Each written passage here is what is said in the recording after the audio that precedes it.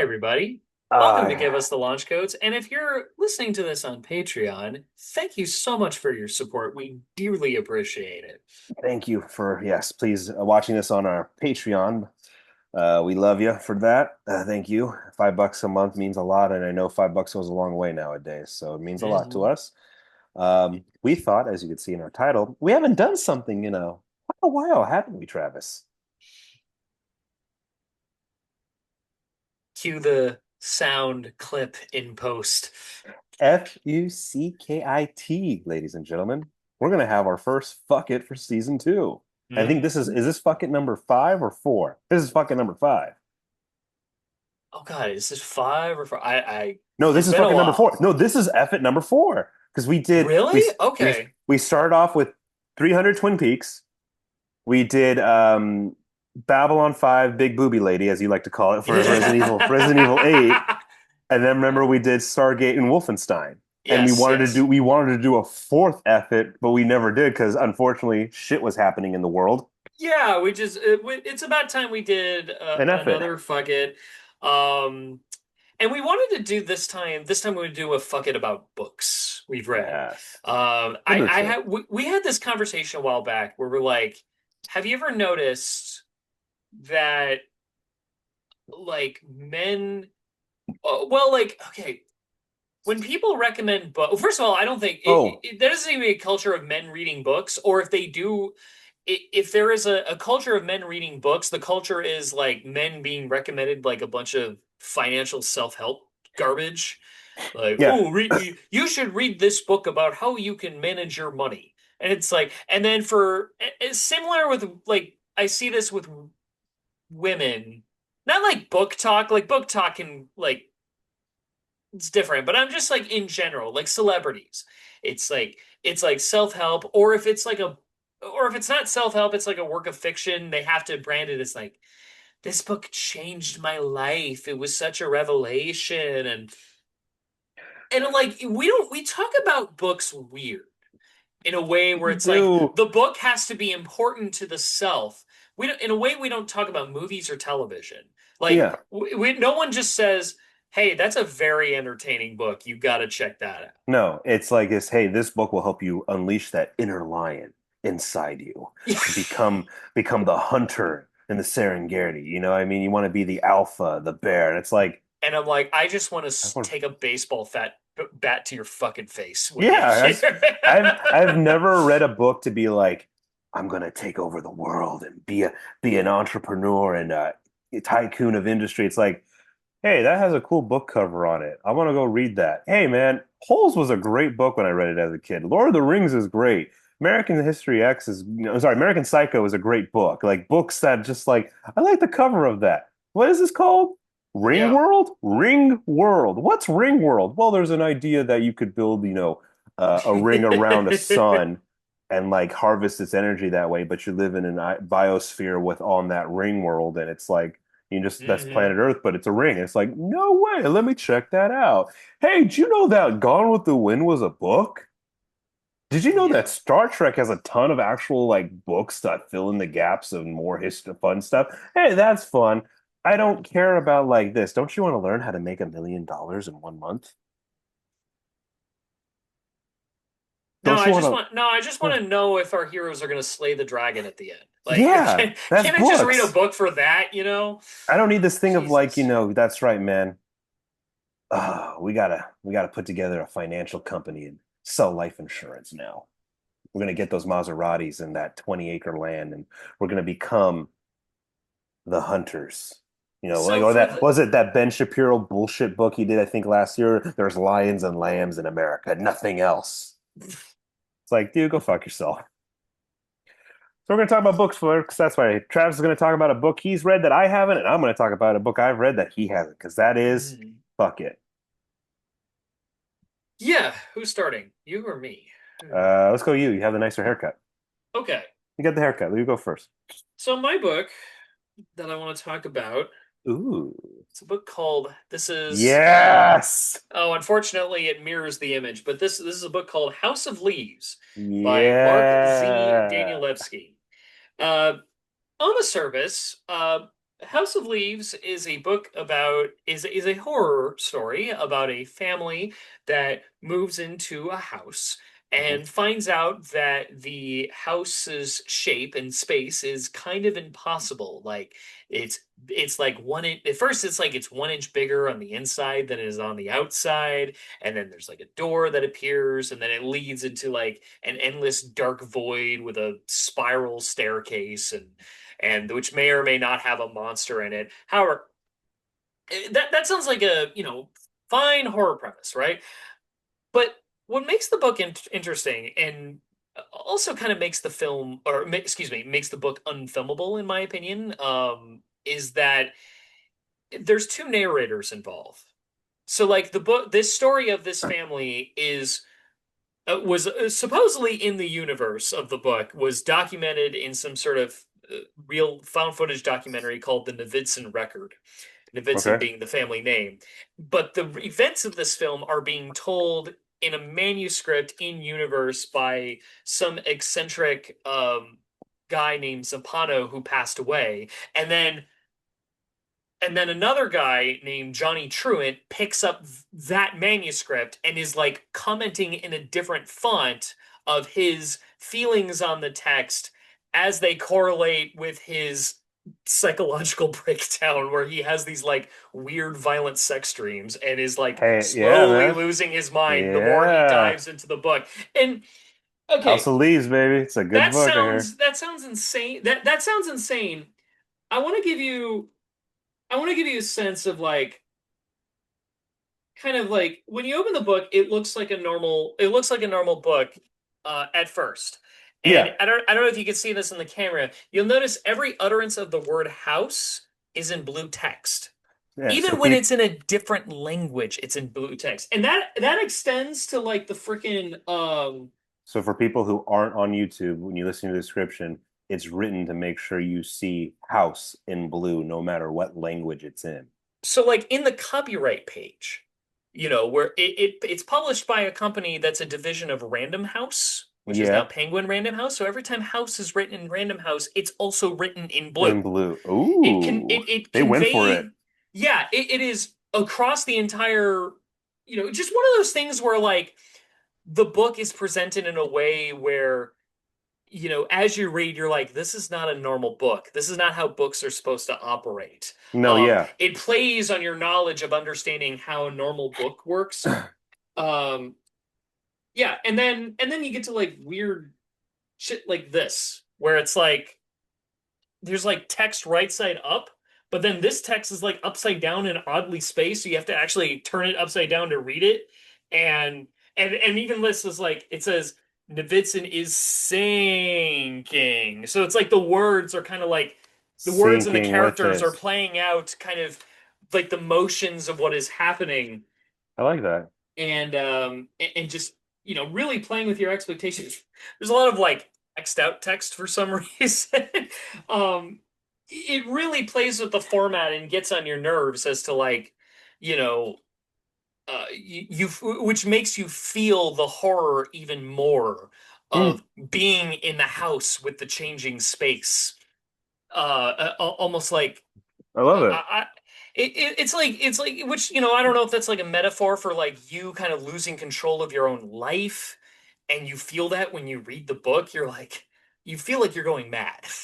Well, that's the whole thing Um, about losing your mind and the yeah, psychological horror is that you're losing your mind no matter how hard you're fighting the battle. It's like dementia and Alzheimer's. You're gonna lose, and it's hmm gonna be the worst battle of your life, but you're gonna fight to the end. yeah.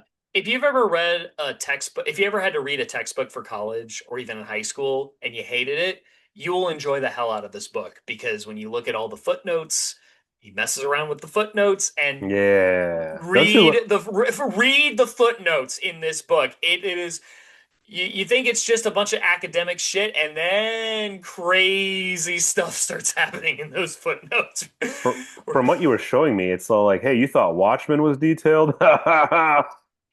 Yeah, yeah, no, like it's a book, it's a story that's meant to be read in book form, hmm and in much of the emotional experience you get from reading it can only come from reading it.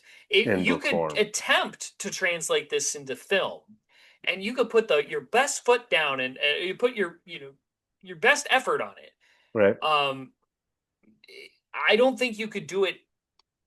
I don't know how you could do it faithfully in the language of film. One way or another, you will lose the essence of what makes this book what it is. Um, yeah, no, it's an intriguing read. Um, Who's the just author again? Mark Z. Danielewski.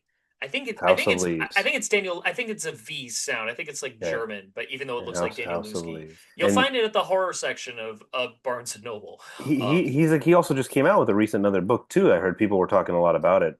He Just did, check. yeah. He actually came out with a new book called, which I haven't read. But it's called Tom's Crossing, and it's like I guess like a different take on a western. He's a very experimental author. That's awesome. Um, Wasn't I there with you? You got it for your mom for Christmas, right? yes, yes, yeah, yeah. That Yeah, was a that's fun. true. That was fun. Hey, remember that joke? I don't know what to get her. Hey, why do you get her a Lolita? And you're like, yeah, Tom. No, I'm gonna get her a pedo book. Jeffrey Epstein's favorite book. No, yeah, No. he's an author. He has two big books because I remember I've seen recently on a lot of actors are some actors are carrying around that new book of his.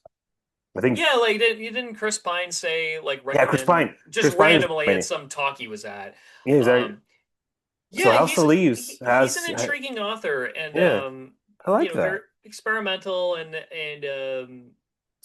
you know, communicates ideas far beyond just what the literal words say. It's a book that it's my favorite type of art of us of any medium, which is a piece of work that can only work in the original way it's created. That's why I like House of Leaves. I was actually inspired to read House of Leaves because I came across this video I Power Pack love it. YouTube I channel called Power love Pack. it. He It's made a such a video. great He's a great video essayist for like video games. If you look up Power Pack, that's Pack PAK. It does a lot of great video essays for about video games, about like obscure, independent, and kind of yeah, video games, and especially good with horror, like talking about horror. But he did one on House, not on House of Leaves. Well, it is kind of about House of Leaves, but someone did like a fucking mod of Doom 2 yeah. that And was took a lot of like a mod, a fan mod of Doom of the original Doom 2 from like 97. yeah, Um, earlier. I think oh, was yeah. it earlier? It's a Okay, little mid earlier, but yeah, 90s. it's that's what's crazy about it because And took a lot of heavy inspiration from from House. House of Leaves to the point of like sometimes recreating whole set pieces from that book. And it's a Um, psychological game of that mod is psychological because you're losing your shit when you're playing it. yeah, but using the tools and aesthetics of Doom to do it. Oh, and remember, it's so good it broke the world of Doom because remember, in Doom 2, you can't have the map going underneath each other. But in this thing, he makes the map go underneath maps. Well, I That actually found out how he did that. Apparently, because I guess in Doom there's like teleporters you can walk through. So what he did instead, like, because yeah, like in Doom's design, it can't accommodate for like multi-level 3D spaces like that. So the way around it was you're actually secretly teleporting to a different map in that within looks, microseconds? yeah, you just walk through. No, I'm saying it's microseconds because you don't notice it. So you're teleporting within Yeah, microseconds. That's yeah. insane. Mm-hmm. That's insane. Also too, it's a horror mod. It's very much like scary. The Shrek part in the daycare was insane. That was in that, oh, that would definitely be like this. Oh God, who got touched? Yeah, yeah. Yeah, no, My Um, House by Parapack. If you want a little taste of House of Leaves, it's an hour long, a little over an hour. Uh, My House Power Pack. yeah, Oh, yeah. My House, and that's the Doom's only most one you terrifying want to. mod. That's the only one you want to watch it from. Everyone else kind of butchers it. This guy does it justice. Yeah, he knows how to like present it narratively and dramatically. I watch that video every few months because it's just that It's so good. good. But That that should be video that should be a made watch me want house. to read House of Leaves. video made me want to read House of Leaves. Hey, And remember we thank did. God. Remember we did a House of Leaves esque play. Yes, in high school we did an experimental play, a horror play that took inspiration from House of Leaves. I didn't read it No, back yeah, then. It was only after I read the book I was like, oh, like the dark room that goes on forever, and you get that lost in it, makes and you might hear noise and go mad. Like, oh, okay, I I love know what that. our teacher was going with there. So basically, for anyone who is not only just a horror fan, but is a just likes a good, interesting book, you recommend this highly? Absolutely, absolutely. I don't read like I'm not a big horror guy. I don't read like I'm trying to think. This might be the closest thing to a horror book I've ever actually read, but I will say it did make me uncomfortable to read by myself, and yet I couldn't put it down. Did you hear some things while you were reading it? Like you thought you heard something and you looked around Um, a couple times of like, no, wait, it wasn't like that. It's just like, you just gotta like it makes you walk around even a space, even just like your apartment, and making sure every door, you know where every door leads to. It's like that's supposed to be there, that's supposed to be there. All right, everything is where it's supposed to be. The living room didn't just get bigger, you know? oh, you know what? There's a true story about a room getting bigger that someone was messing with someone at UCLA in the science building. I swear to God, no, UCLA. This happened, I think, in early 2000, if I remember right. Because in middle school, our middle school we went to, Hmm. they do college trips for some reason, and for middle schoolers. So it was like weird, but I was like, whatever. Oh yeah, I did that at a. I once did like a trip like that for Cal State Long Beach, and you got Yeah, to like swim in their pool. I went to UCI once, and then we went to UCLA. When we went to UCLA, we got to go into the science area section of the campus, and we went to a lecture hall where you can make the room with the walls, and it was connected to another room, so the walls would share. Like I want. So Oh what yeah. happened Hmm. was there was, and they told us the story. It was bad. Like the guy got fired. There was a new professor, and he was in that room, but he didn't know about the walls could go like this. So the neighboring professor in the next class just wanted to have a little fun with him. Over the course of like 3 months, a centimeter every day, a centimeter every day over the course of like 3 months, and he would go in there and move all his stuff to match it and just keep going and going and going. Oh my And do you God. want to know what happened? Yeah. That professor had a mental breakdown. He is living in a psych ward right now. It's still to this Oh day. Yes. no. It was that. That's what makes me think of House of Leaves. It was that bad. The guy Oh. got fired. The professor who did the joke He got induced canned. a psychotic break in The, this. the man broke down in class, like dropped to his knees, just broke down. And the guy thought, I was like, I'm just playing a little trick, like, hey, what's going on here? Huh? It's like, yeah, I'm just having a little fun with the guy. No, it cost a man his job and another man his life, basically. Oh my God. This is at UCI. UCLA. Oh, UCLA, UCLA. the UCLA, I believe, if I'm remembering right, the UCLA in the science area, science buildings. I want to see if anyone reported on this. I just wrote a UCLA shrinking classroom. Maybe I It, should write a lecture hall because I'm just getting like less shrinking class sizes. it might have been one of the lesser known stories at the time when it came out, because this was, way before I was in middle school. Then you were in middle school. This was when we were like, this happened, I think, Yeah. when we were in kindergarten and first grade. Hell, it could have happened in the late 90s for all we know. Yeah, But I I'm can't saying, like, find I, anything, but that, I'm just remembering wow. that story because of the house like rooms and how they don't like match. And it's like, wait, is this the actual size square foot? And it's like, oh yeah, there's a professor who played a prank and it cost a job in the psychology of a man. Yeah, when they told us that story, we're like this, yo, what? And the guy was like, yeah, it was a crazy, crazy couple of weeks after that. I'm like, no shit, dude. Holy shit. I know. Wow. Same. I'm not Yeah. laughing at the guy. I'm laughing at the insanity of what I happened. know that is. Oh. Yeah. Oh, that's Okay. bad. Anyway, So that's anyway, your book, House of possibilities. Leaves. If you're watching on YouTube, this is what the book looks like. Hey, it's in blue. The house is in blue. I know. Alice is in blue. It's consistent. That's a nice. That looks like. Even in the review quotes. Oh, so see, don't you love when people have fun with it, like really fun, where it's like, no, no, no, no, no, no, no, everything. Yeah. It's like when DVD menus between 2001 and 2005 were just interactively fun and like Yeah. just secrets galore. Is it my turn to get It into a is your book? turn. Well, you know Yeah. what's funny? Your book is still in the horror category, correct? It is. Yeah. My book is also a horror book, Hmm. and it's also psychological. Ladies and Okay. gentlemen, mine is a little We different did though. not As plan this, by the way. no, this again, we did We not did plan not this tell at each other all. what we were talking No, we about. did not tell each other at all. This is great. Yours is a horror, mine's horror, and both are psychological too. Like, holy crap. Um, Mine is a novella, so it's not as big and thick as your book is. Mine Oh, good. is That means this conversation will go very quickly. kind of. It's based on, there's a very famous movie based off this book. There's a few I, movies based on this book. well, there's one big one specifically. This book Mhm. is by author John W. Campbell Jr. Big, big sci-fi author back in the early 20th century. Mhm. He was considered the godfather of the golden age of sci-fi, science Ooh. fiction. Mhm. Who goes there?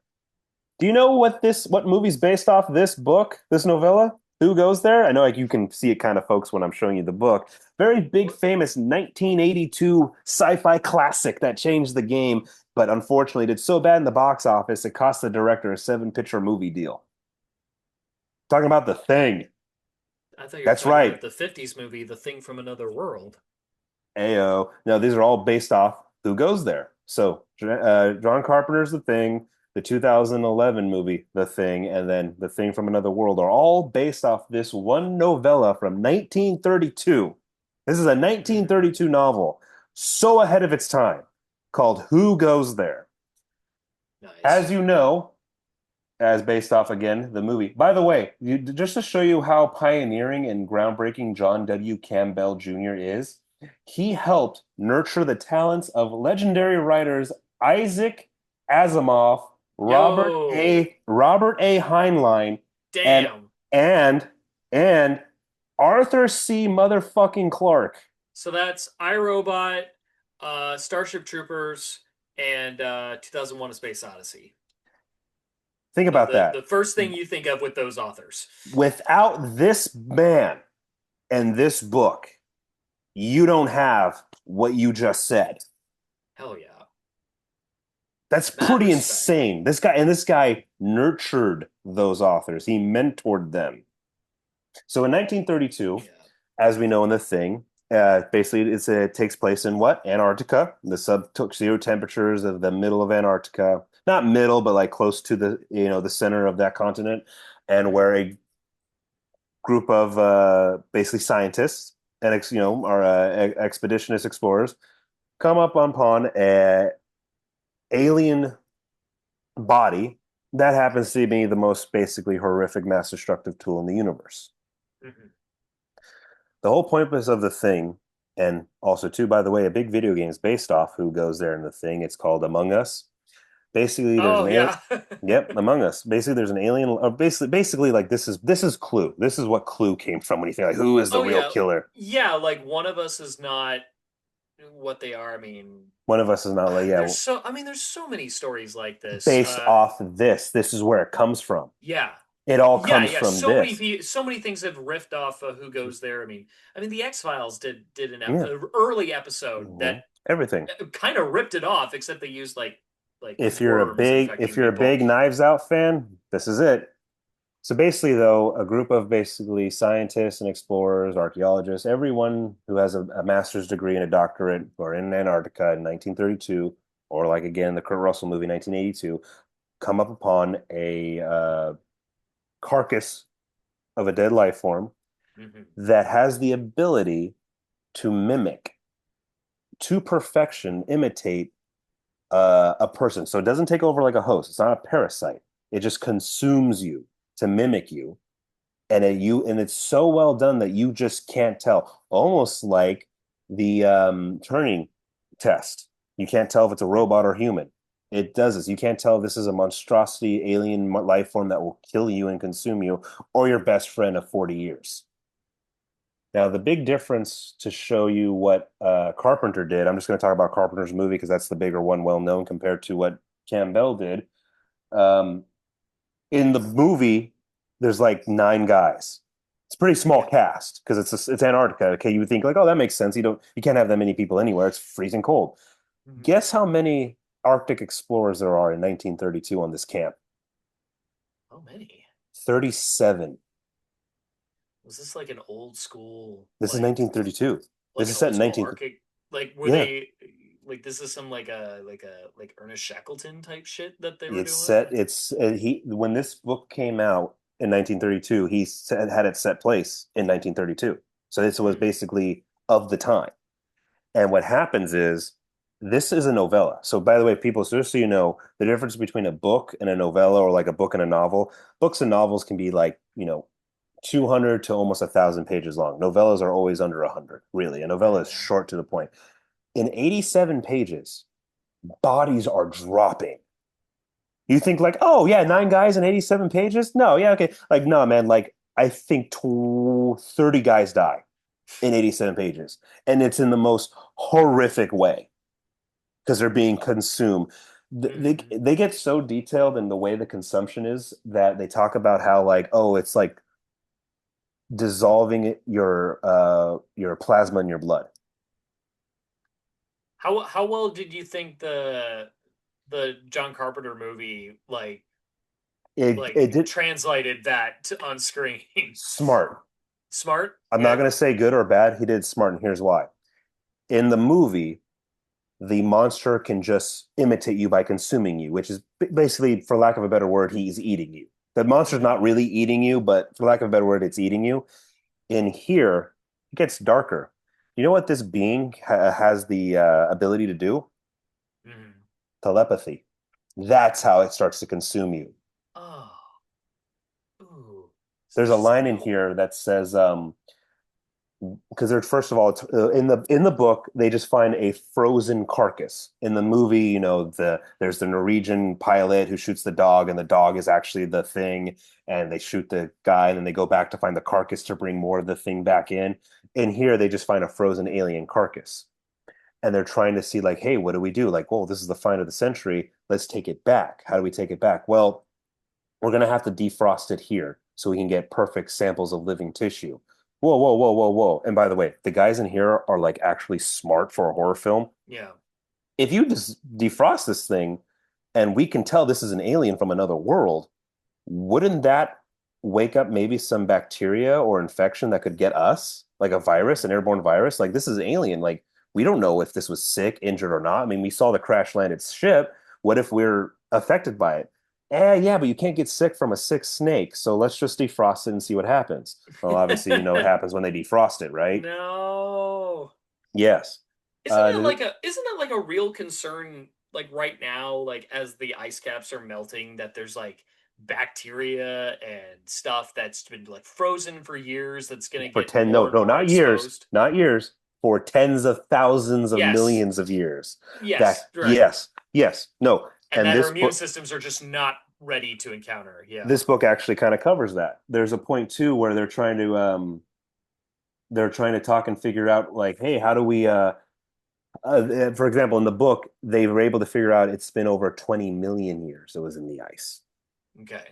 So this thing was been frozen for a long time. So who knows what infections were back then? There's even a line from oh gosh, who played him in the movie, the character Blair. Oh, by the way, there's the same characters are in here, same characters. Okay.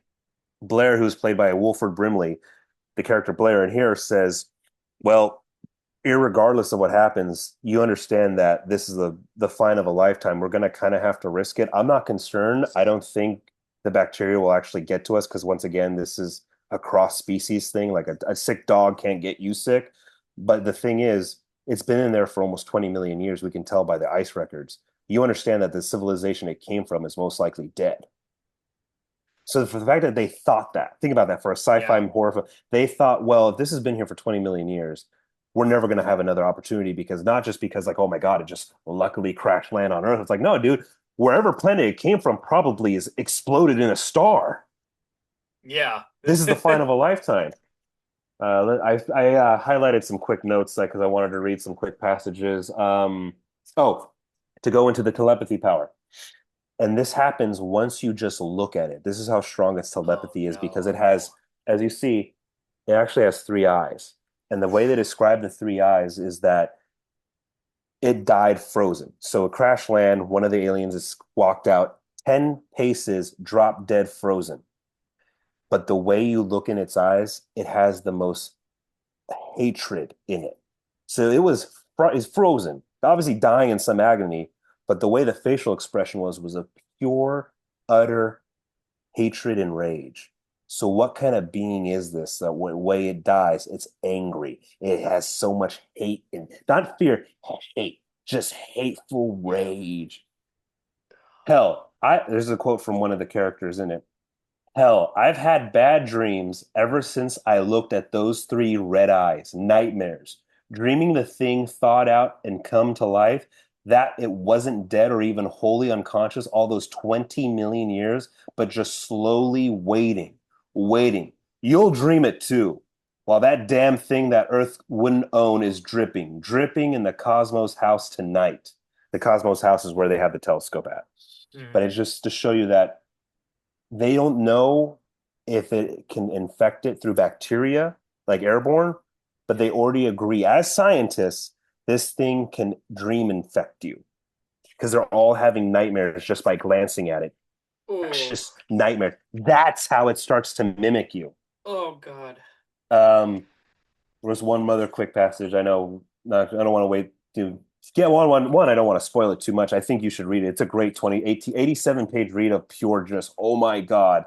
They even think about, okay, well, after the dog attack. So the famous dog attack. So the dog attack's the same in the movie and the Mhm. book, but in the book, because it's 1930, they don't have one sled team of dogs. They have almost 12.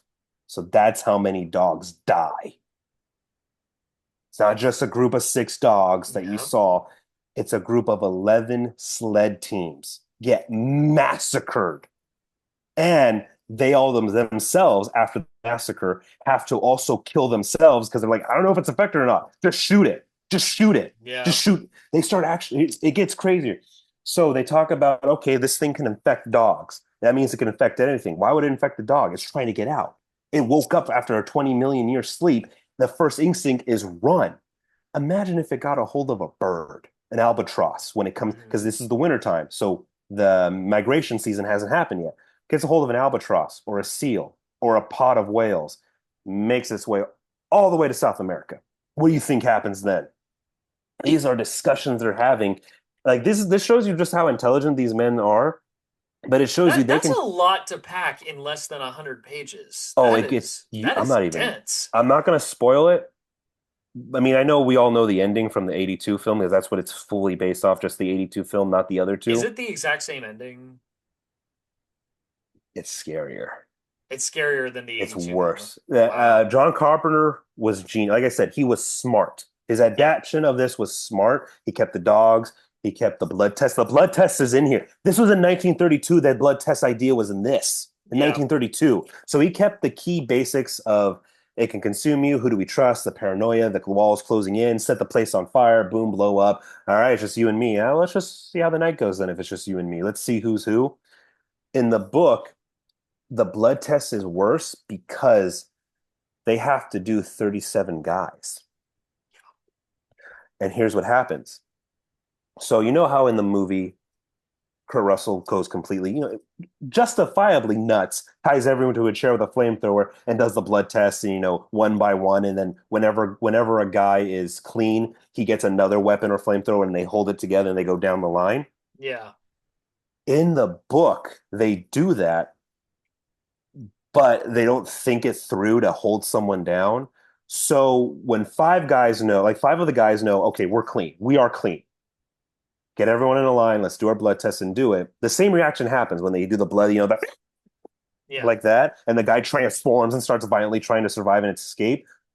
At one point, it's like they have seven guys, seven perfectly legit humans going up against four things in a bar fight brawl with like, yeah, do it. flamethrower, knives, hatchets, hacking, while the There's thing more is than one. because that's how it consumes. And it turns into an actual bar fight brawl of like a group on a group. And while they're attacking, they don't like, from a distance, like, flamethrower, you can't get me. This is 1932. You know what they're doing? They're charging at it with an axe and going full on hand to hand combat while it, like, you saw how the thing changes. It's like scratching at you, clawing at you, spiking, biting you, and everything. And it's a bloody brawl where 14 guys get put down Yeah. from the test because they end up being the thing. But the way they did it was like a 4-on-4 fight, a 5-on-2 fight, a 7-on-8 fight. Like it just turns into a bar brawl brass, a massacre where they're just like their clothes are torn apart at the end where they're like,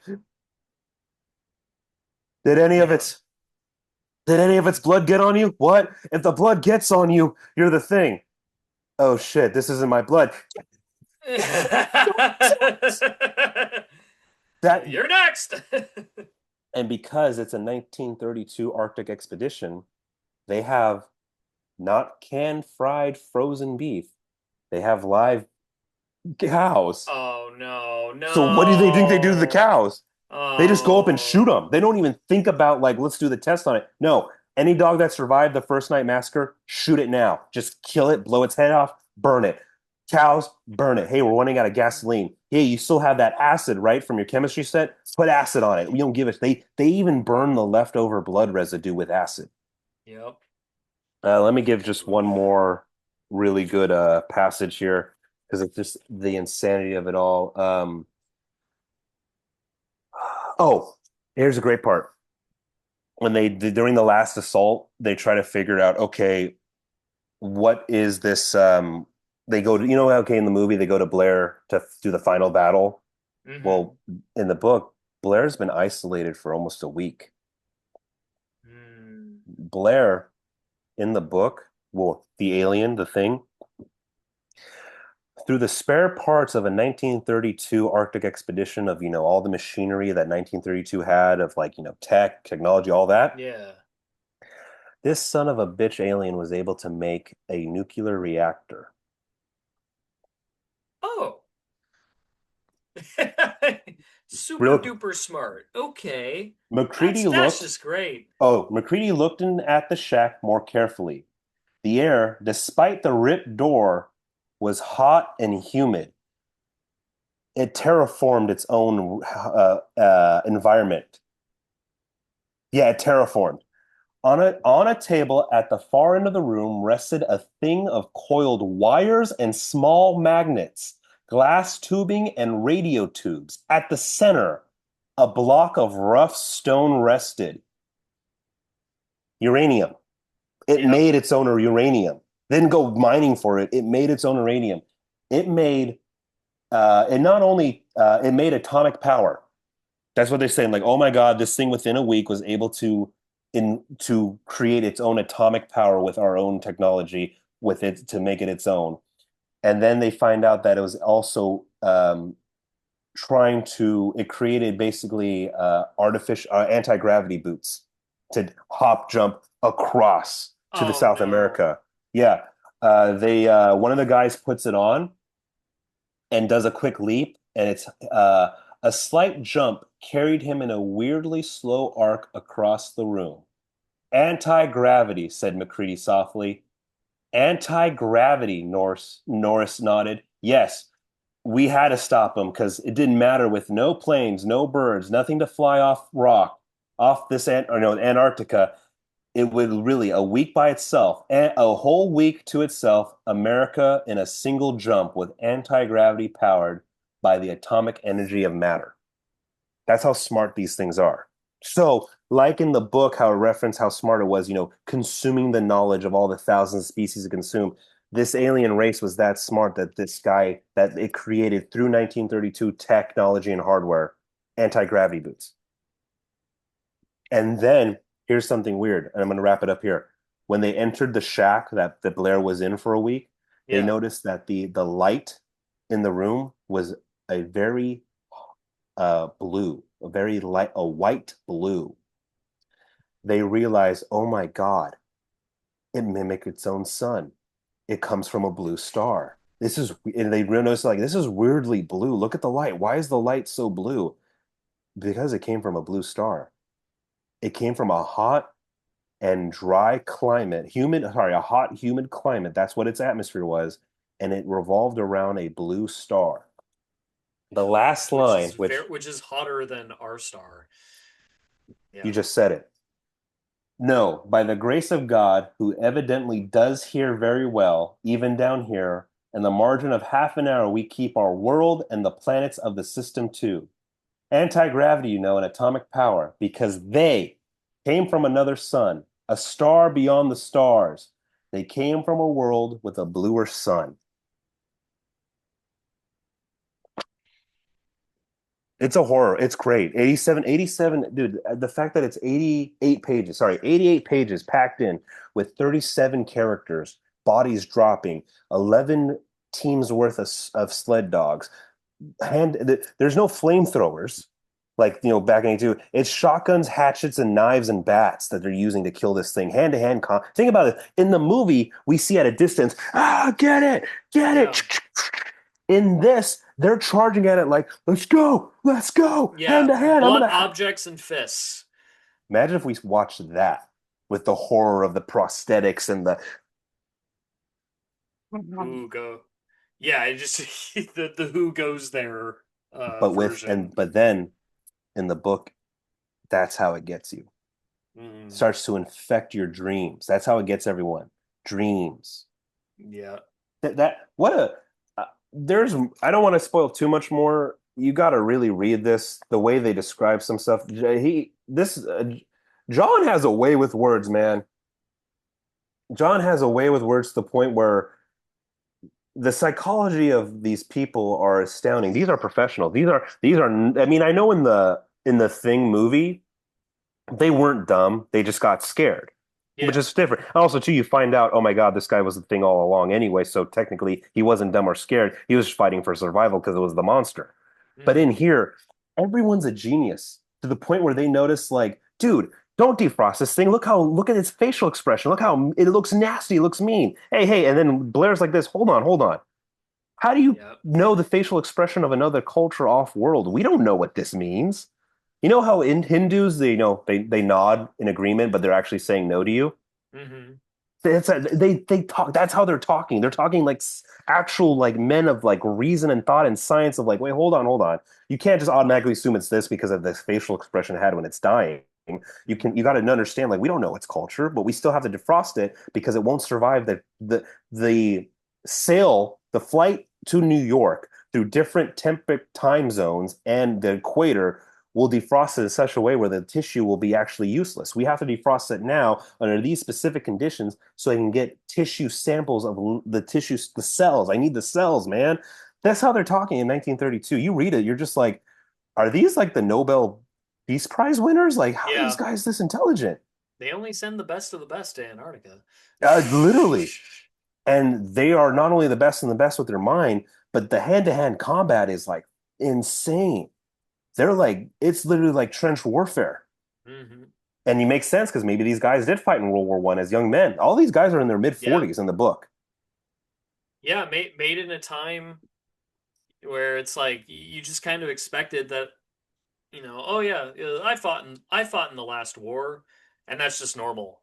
There's Mhm. not like oh, you did? Oh, thank you for your service. Like, no, dude, it was like, oh, I was there too. Yeah, no, because We all if got you're, drafted.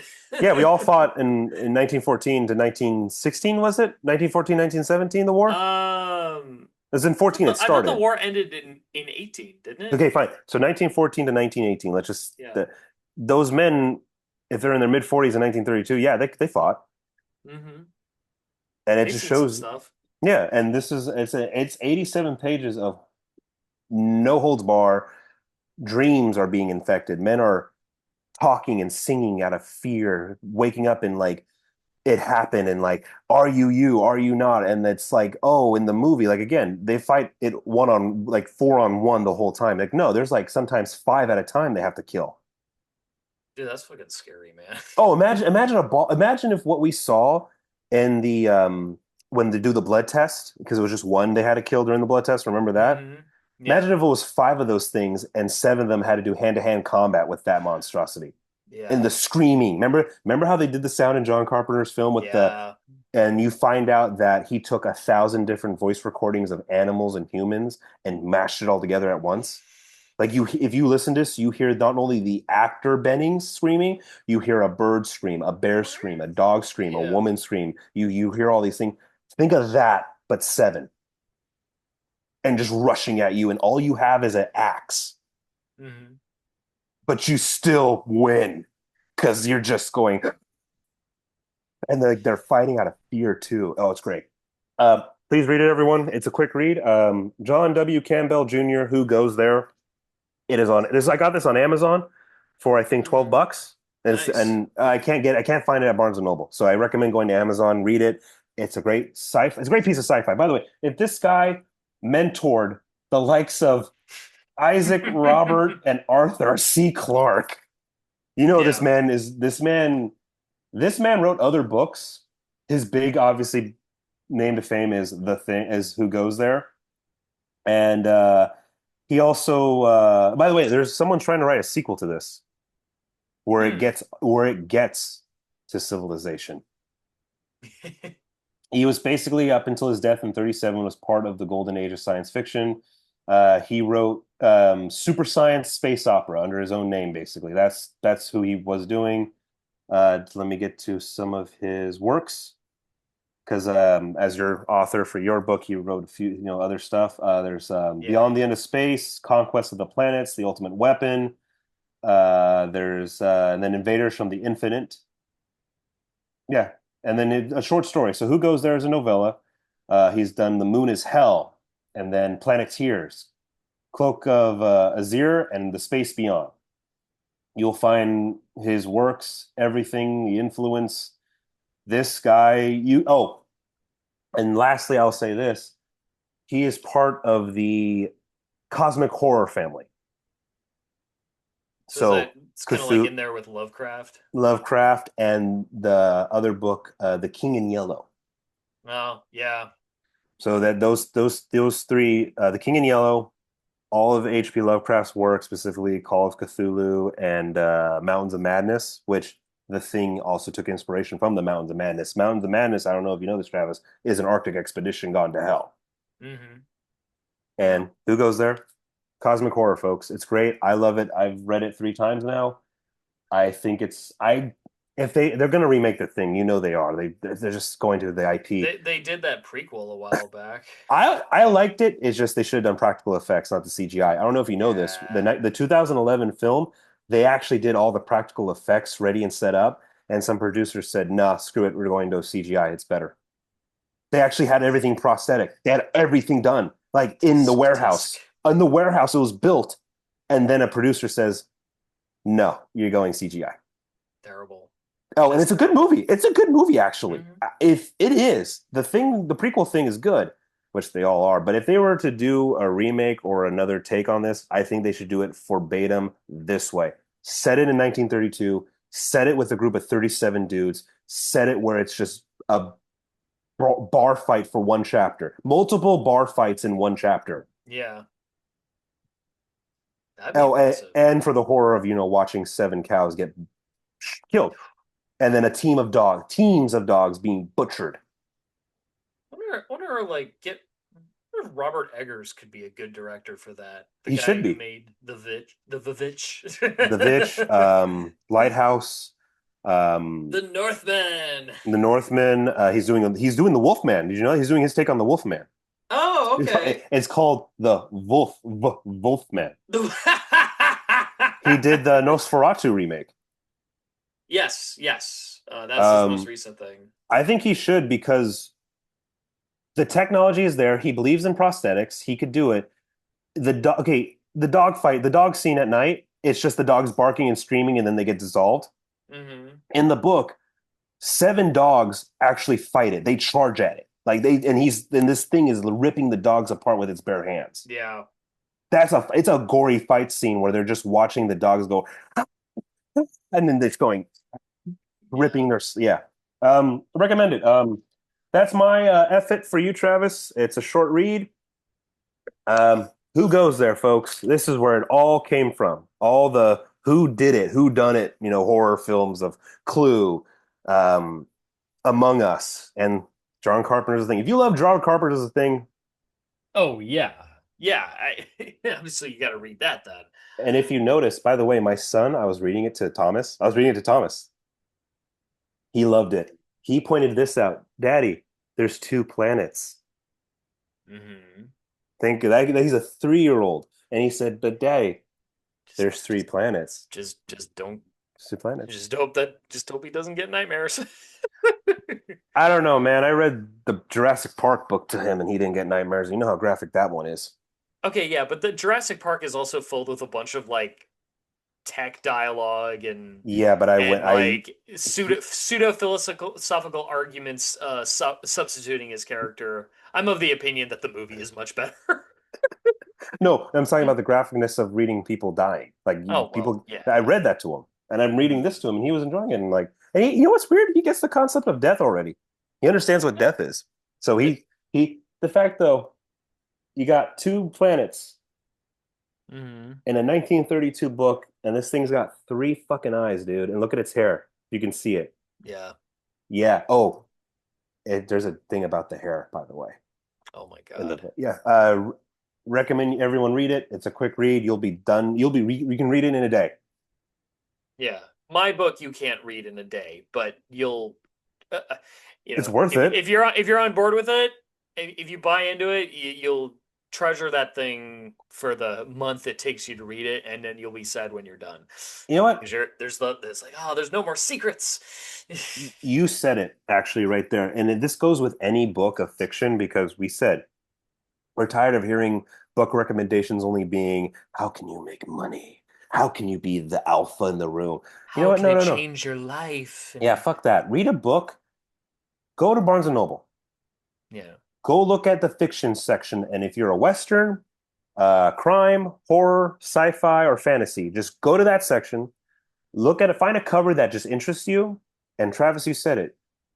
Just buy yeah. into it. You have to buy into it. You can't judge a book on the first page. That's Or insane.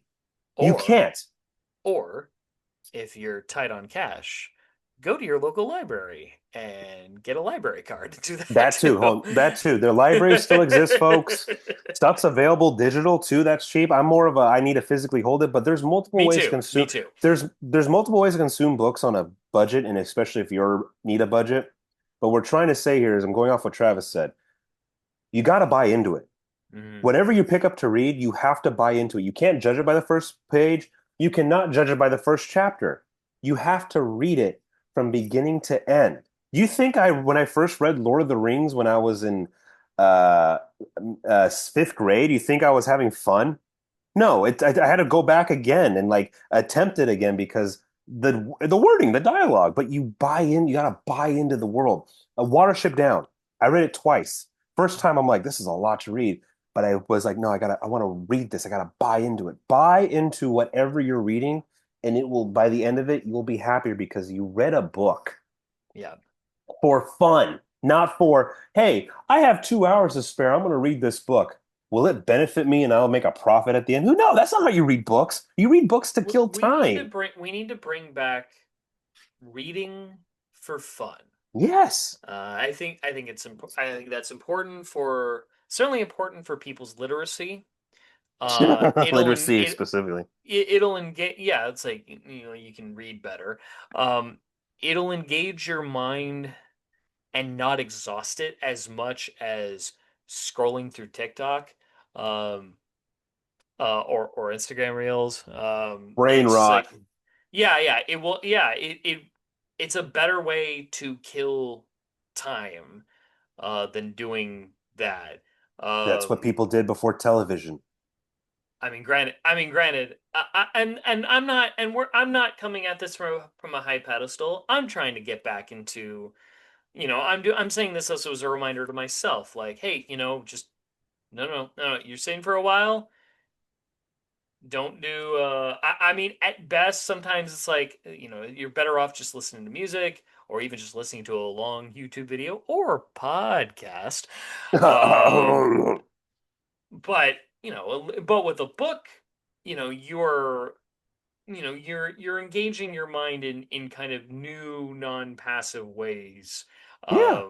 that you're engaging the imagination in a way that whatever AI prompt you're using, whatever AI software you're using, it's never going to be able to fully capture. It's never going to be as good as what No. it is in your head. No. And if it God and if no. it is as good as what's in your head, then you need to work on your imagination. And you know what the best place times are to read a book? Right before bed, Mhm. getting your car serviced, waiting at the doctor's Yes. appointment, waiting at any kind of medical appointment, dentist, doctor's, eyes, hearing. You got 10 minutes to kill. Start reading. Car services take at least 2 hours. Bring the book, read. Yeah. Um, Book clubs, make those up. You can do that. Hey, even at a date, just say, "Hey, you want to bring a book and read together?" There's so many creative ways to find time to read a book. Hell, again, like I just said, I was reading this with my kid. Yeah. You know what I mean? Like if Hmm. I'm gonna sit down and read with my kid, there's nothing. I get it. He's 3. Clifford the big red dog. I understand. Pete the cat. Awesome, great colors. It's fantastic. But as a parent, it's like this. Guess what we're reading? We're gonna read Jurassic Park. We're gonna read The Godfather. I'm gonna I'm gonna read you Starship Troopers, 2001: A Space Odyssey, The Hobbit. Like the best part, you can read that with a kid or right before bed. The Hobbit out of all of those, I think that's a good one for Thomas. He really likes this book, though. Well, it's also short. It's short and it's to the point. So there's Exactly. that. I'm gonna read him some Heinlein books actually, because I know those are some fun ones. But that's the thing, but we're trying to what we want to actually push our views we'd like to push onto you, if we're gonna have any, is just read more for fun, not for like, oh, I read this book so I can make money. No, read this book because that was fun. That Hmm. was nice. I got to read a great book, and next time I'm with people and like we're talking, whether it's friends, family, romantic partner, or anything. Hey, did you hear about this book? Well, what's it called? I read Less Than Zero. Holy crap. Didn't expect that. Did you? Well, what's Less Than Zero? What's that? Or then like, oh, dude, I read that in high school. Okay. Yeah, that's awesome. Books are great. Hmm. I love books. We're gonna talk about more books, by the way. There's gonna be a lot more of these episodes, folks. Read. I loved it. Yep.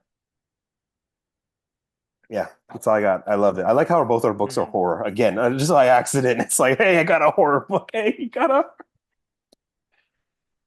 um, Uh, finish it up, Travis, because we did this really quick. We'll finish it up. We did this before with our past efforts. What's one book you would randomly recommend outside of this book? I figured if I was to do another book, fuck it again. I want to talk about Loris Lowry's The Giver. Oh, hey, you That's know a what? pretty foundational book for me. How about we do that? No, for our next effort, folks, whenever that comes, it's going to be on books, and these are the books we're going to choose. So then when we talk about it, you can be a part of the experience because you've read them, hopefully, by the time we do it. So, Travis, you're Yeah. choosing The Giver, right? Yeah. Okay. I am going to choose, you know what? Because I'm still on this cosmic horror fun, I'm going to choose the Lovecraft collection. It's 3 books. Yeah. Call of Cthulhu, Mountains of Madness, and I think it's like Tales of Something Azam. Sorry, what? They're the all the novellas. They're all novellas. Innsmouth or something Yeah, the or Innsmouth one. Let me say it real quick, just because Lovecraftian horror book, hmm. Lovecraftian books. Yeah, Isma. Yeah, it's like Tales of something. Oh, Shadows over Innsmouth. That's it. So those 3 novellas. You know what? You're doing a book. I'll do novella, so it balances out because 2 books is hard to read, but when you have a bunch of novellas, it seems like it's easier. So we'll do Hmm. that. Let's keep it going. The Giver. Ooh, that's gonna be fun. Oh wait, hold on. You did a book that changed you, though, huh? You're saying that actually had an impact on you, right? Yeah. Well, it doesn't. I mean, you can do whatever you No, want. no, no, no, no. Let's keep the theme. You're choosing a book Okay. that had a very big impact on you. All right. Guess what I'm reading, Travis? I'm reading The Godfather. Okay. All right. Yeah. You know what? Because All right. that book kind of had a thing for that did something to me. Okay. All right. So you're doing a book that did something to you. I'm going to do a book that did something to me. And guess what? Everyone knows these two books. Yeah. Remember that joke? The Godfather sold more books than the Bible. Yeah. All Yeah. right, folks, that's our effort. Fun. I hope you love reading because we're going to be reading a lot this season. We want to read more. Please, this is Give Us the Launch Codes. We are on Instagram. We are on TikTok. We are on the platform formerly known as Twitter. We're on YouTube, so you're not just hearing our silky smooth voices, but listening, get to see our ugly mugs. Subscribe, notification button, follow, all the Yeah. stuff that involves the click of a button and the tap of your finger. And if you're on Patreon, like this episode is, please subscribe and keep supporting us through Patreon. Yes. Yeah. All of that. I'm Tom. I'm Travis. Next time you look at someone you know well, really look into their eyes to see if they're an imitation or not. And check every door in your house and make sure you know exactly what that door is for. And remember, folks, what we read, no nightlight's going to protect you with this. No nightlight's going to feel secure, baby. Nightlights ain't shit in these books. All right. All right, we love you guys. Bye, everyone.